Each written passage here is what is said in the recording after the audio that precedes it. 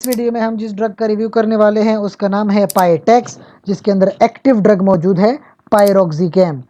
Tablets ہیں 20 ملی grams کی، اس میں 10 ملی گرام کی بھی آتی ہیں اور کیپسولز بھی مارکیٹ میں اویلیبل ہوتی ہیں 10 ملی گرام اور 20 ملی گرام میں۔ یہ استعمال ہوتی ہیں آرتھرائٹس میں۔ آرتھرائٹس آپ کو پتا ہوگا کہ یہ ہڈیوں اور جوڑوں کے دردوں کو آرتھرائٹس کہتے ہیں، پر آپ کو یہ شاید بات نہیں پتا آرتھرائٹس دو طرح کا ہوتا ہے۔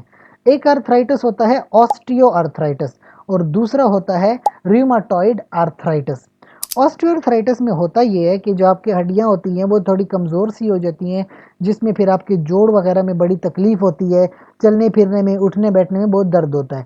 تو ایک تو اس میں دردوں کو ختم کرنے کے لیے یا سوجن کو ختم کرنے کے لیے پائروکسیکیم استعمال ہوتی ہے، لیکن کیونکہ آسٹیو آرتھرائٹس ہو رہا ہے تو اس میں اور بھی میڈیسن ہوتی ہے، آئیبینڈرونیٹ وغیرہ بھی استعمال ہوتی ہے کہ آپ کی ہڈیوں کو پھر سے مضبوط کیا جائے، پھر سے اس میں منرل ایڈ کیا جائے۔ پائروکسیکیم اس وقت استعمال ہو رہی ہے، وہ آپ کے آسٹیو آرتھرائٹس کو ٹریٹ نہیں کر سکتی، وہ صرف آپ کی سوجن کو اور تکلیف کو ختم کر دیتی۔ اسی طرح کے ایک دوسرا آرتھرائٹس میں نے ذکر کیا، ریوماٹوئڈ آرتھرائٹس۔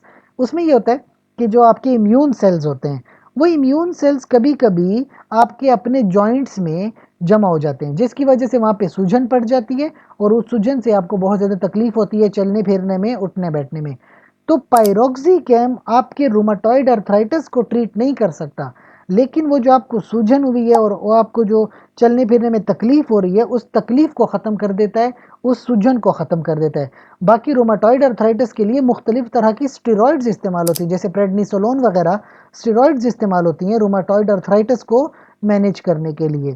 پائروکسیکیم بس وہ سوجن کو ختم کر دیتا ہے اور وہ تکلیف کو ختم کر دیتا ہے۔ اب کچھ باتیں آپ کو وارننگ کے طور پہ یاد رکھنی ہے۔ اگر آپ کو پہلے سے کوئی پرابلم ہے ہارٹ کی، یا تو آپ بلڈ پریشر کے مریض ہو، یا پہلے کبھی آپ کو ہارٹ اٹیک ہوا ہے، کبھی انجائنا ہوا ہے، یا آپ کی کبھی سرجری ہوئی ہے، تو آپ نے پائروکسیکیم کا استعمال نہیں کرنا۔ اگر آپ کو پیٹ میں، معدے میں یا آنتوں میں کہیں پہ السر ہے، کہیں زخم بنا ہوا ہے یا بلیڈنگ ہو رہی ہے، تو پھر آپ نے پائروکسیکیم کا استعمال نہیں کرنا ہے۔ آخر میں اگر آپ کو کبھی بھی الرجی ہوئی ہو اس میڈیسن کی وجہ سے، یا میڈیسن کو استعمال کرنے کے بعد آپ کو الرجی ہوتی ہے، تو فوری طور پر میڈیسن کو روک لیں اور اس کو استعمال نہ کریں۔